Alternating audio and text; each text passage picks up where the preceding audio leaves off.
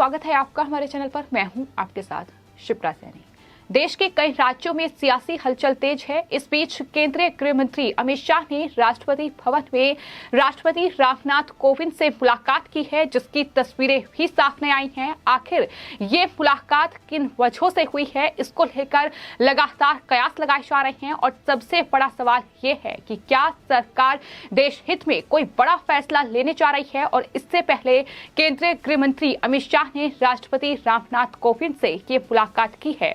आपको बता दें, राष्ट्रपति भवन की ओर से बाकायदा एक ट्वीट किया गया है, जिसमें इस मुलाकात को लेकर जानकारी दी गई है। ट्वीट करते हुए लिखा गया है कि केंद्रीय गृह मंत्री अमित शाह ने राष्ट्रपति रामनाथ कोविंद से राष्ट्रपति भवन में मुलाकात की है। तो वहीं जो केंद्रीय गृह मंत्री अमित शाह की ओर से ट्वीट किया गया है, उसमें उन्होंने लिखा है कि माननीय श्री राष्ट्रपति रामनाथ कोविंद जी से मुलाकात हुई है और ये एक शिष्टाचार मुलाकात करार दिया गया है। तो जाहिर तौर पर अब कयासों का दौर शुरू हो गया है, क्योंकि देश के कई राज्यों में सियासी हलचल तेज है। पश्चिम बंगाल से लेकर महाराष्ट्र में राष्ट्रपति शासन की मांग हो रही है, तो वहीं देश में समान नागरिक संहिता को लागू करने की कोशिश में भी लगातार केंद्र सरकार कार्य कर रही है, जिसके संकेत हाल ही में केंद्रीय गृह मंत्री अमित शाह की ओर से दिए गए। केंद्रीय गृह मंत्री अमित शाह ने मध्य प्रदेश की राजधानी भोपाल पहुंचकर यूसीसी पर एक बड़ा बयान दिया था। उन्होंने कहा था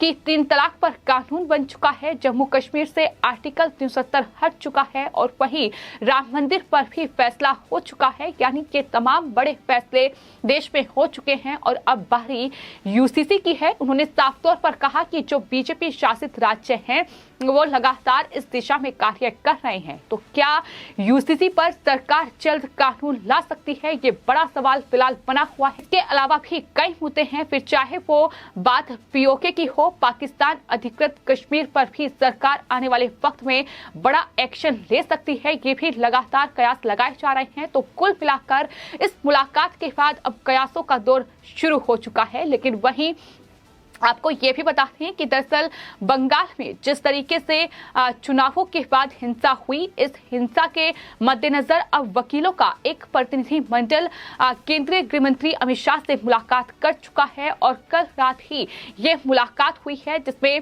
आपको बता दें 10 वकीलों के एक प्रतिनिधि मंडल ने राष्ट्रपति रामनाथ कोविंद को हिंसा से जुड़ा ज्ञापन सौंपा है। तो वहीं केंद्रीय गृह मंत्री अमित शाह से भी उनकी मुलाकात हुई है, जिसकी तस्वीरें सामने आई हैं और साफ तौर पर वकीलों ने बंगाल में राष्ट्रपति शासन लगाने की मांग की है।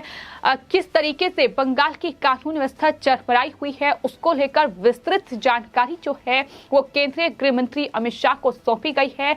और सिर्फ पश्चिम बंगाल या महाराष्ट्र ही नहीं, बल्कि झारखंड में भी कहीं ना कहीं बड़ा सियासी उलटफेर हम देख सकते हैं, क्योंकि झारखंड के मुख्यमंत्री हेमंत सोरेन जो है वो फिलहाल एक अवैध खनन मामले में फंसे हुए हैं। और आपको ये बता दें कि हाल ही में झारखंड के राज्यपाल रमेश बैस ने प्रधानमंत्री नरेंद्र मोदी और साथ ही केंद्रीय गृह मंत्री अमित शाह से मुलाकात की थी और ये साफ तौर पर जो फीडबैक है झारखंड को लेकर वो दिया गया था कि किस तरीके से कहीं ना कहीं सत्ता का दुरुपयोग किया जा रहा है, किस तरीके से लोकतंत्र की धज्जियां झारखंड में उड़ाई जा रही हैं। आपको ये भी बता दें कि झारखंड में दरअसल गठबंधन की सरकार है। झारखंड मुक्ति मोर्चा, साथ ही कांग्रेस पार्टी और जेडीयू गठबंधन में वहां सत्ता पर है, लेकिन जिस तरीके से घपले घोटाले में फिलहाल हेमंत सोरेन फंसे हुए हैं, अब इसको लेकर कहीं ना कहीं बड़ा एक्शन आने वाले वक्त में उन पर हो सकता है।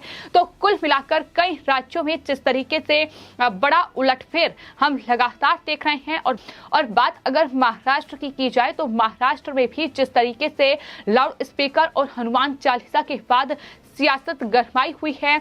निर्दलीय जो सांसद हैं नवनीत राणा, उन्हें गिरफ्तार किया गया। उसके बाद जो बीजेपी के पूर्व सांसद हैं किरीट सोमैया, उन पर हमला किया गया और इस सिलसिले में किरीट सोमैया केंद्रीय गृह सचिव से मुलाकात कर चुके हैं, एक्शन की मांग कर चुके हैं और साफ तौर पर मांग ये भी की गई है कि महाराष्ट्र में राष्ट्रपति शासन लगाया जाए, क्योंकि महाराष्ट्र की कानून व्यवस्था पूरी तरीके से ध्वस्त हो चुकी है।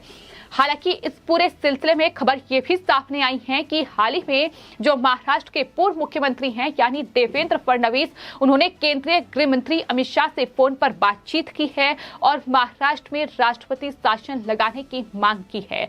हालांकि देवेंद्र फडणवीस का जो ऑफिशियल स्टेटमेंट सामने आया है उसमें उन्होंने साफ तौर पर यह कहा है कि महाराष्ट्र की जनता अब महाराष्ट्र में राष्ट्रपति शासन चाहती है। हम सरकार से अपील नहीं करेंगे कि राष्ट्रपति शासन लगाया जाए, लेकिन महाराष्ट्र की जनता ये चाहती है।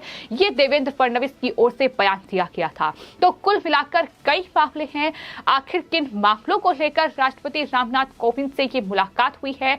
और सबसे बड़ी बात यह है कि सरकार ने, मोदी सरकार ने जब देश हित में कोई बड़ा फैसला लिया है, फिर चाहे वो जम्मू कश्मीर से आर्टिकल 370 हटाने की बात हो, अपने आप में एक बड़ा फैसला था जो सरकार की ओर से लिया गया। इस फैसले का कड़ा विरोध भी विपक्षी पार्टियों की ओर से किया गया, लेकिन इस फैसले से पहले केंद्रीय गृह मंत्री अमित शाह ने राष्ट्रपति रामनाथ कोविंद से मुलाकात की थी और कहीं न कहीं इसी दिशा में ये माना जा रहा है कि जो अब केंद्रीय गृह मंत्री अमित शाह की राष्ट्रपति रामनाथ कोविंद से ये मुलाकात हुई है। हालांकि मुलाकात को लेकर कोई जानकारी सामने नहीं आई है कि आखिर किन वजहों से ये मुलाकात हुई है, लेकिन यूनिफॉर्म सिविल कोड और साथ ही पाकिस्तान अधिकृत कश्मीर यानी पीओके को लेकर लगातार सरकार से उन्हीं की पार्टी के नेता सवाल पूछ रहे हैं कि आखिर इन पर फैसला कब होगा। और कहीं न कहीं सरकार की ओर से साफ तौर पर संकेत दिए गए हैं। आपको बता दें कि संसद में केंद्रीय कानून मंत्री जो हैं किरण रिजिजू, वो हाल ही में बयान दे चुके हैं। यूसीसी पर उन्होंने बड़ा बयान दिया था। उन्होंने कहा था कि सरकार इस दिशा में लगातार कदम बढ़ा रही है। संसद में उन्होंने ये महत्वपूर्ण जानकारी दी थी जब उनसे सवाल यूसीसी को लेकर पूछा गया था। हालांकि यूनिफॉर्म सिविल कोड को लेकर सियासत लगातार करवाई हुई है। समाजवादी पार्टी से लेकर एआईएमआईएम के अध्यक्ष ओवैसी लगातार इसका कड़ा विरोध कर रहे हैं। यहां तक कि all India Muslim personal law board ने इस कानून को ही असंवैधानिक बता दिया है कि सरकार इसे लागू करने की कोशिश ना करे, सरकार इस पर कानून ना बनाए। अगर ऐसा होता है तो मुसलमान इसे स्वीकार नहीं करेंगे। इस तरीके से इसका कड़ा विरोध भी हो रहा है। लेकिन वहीं जिस तरीके से उत्तर प्रदेश के डिप्टी सीएम केशव प्रसाद मौर्य का बयान सामने आया है, उन्होंने साफ तौर पर संकेत दे दिए हैं कि उत्तराखंड में यूसीसी लागू होने की दिशा में लगातार सरकार कदम बढ़ा रही है। बाकायदा कमेटी का गठन हो चुका है। तो वहीं अब उत्तर प्रदेश में भी सरकार इस दिशा में काम करेगी और विपक्ष चाहे कितना भी विरोध कर ले, लेकिन विपक्ष के विरोध के सामने सरकार नहीं झुकेगी, ये साफ तौर पर उनकी तरफ से कहा गया है। तो कुल मिलाकर मोदी सरकार ये ठान चुकी है कि देश में यूनिफॉर्म सिविल कोड लागू होकर रहेगा और सरकार इस दिशा में लगातार कार्य कर रही है। लेकिन सवाल अभी भी यही है कि क्या वो यूनिफॉर्म सिविल कोड ही है या फिर पीओके को लेकर कोई फैसला है या फिर कोई और कानून सरकार ला सकती है। ये बड़ा सवाल है जो फिलहाल इस मुलाकात के बाद बना हुआ है। तो कुल मिलाकर ये अहम मुलाकात मानी जा रही है। जिस तरीके से तस्वीरें सामने आई हैं, केंद्रीय गृह मंत्री अमित शाह ने राष्ट्रपति रामनाथ कोविंद से मुलाकात की है। तो वही बंगाल हिंसा के पीड़ितों के लिए न्याय की मांग जो वकील कर रहे हैं, आपको बता दें दिल्ली में लॉयर्स फॉर जस्टिस फोरम के प्रतिनिधि मंडल ने ये केंद्रीय गृह मंत्री अमित शाह से मुलाकात की है और इससे पहले उन्होंने राष्ट्रपति रामनाथ कोविंद को एक ज्ञापन भी सौंपा है और उसके बाद ये केंद्रीय गृह मंत्री अमित शाह की राष्ट्रपति रामनाथ कोविंद से मुलाकात हुई है।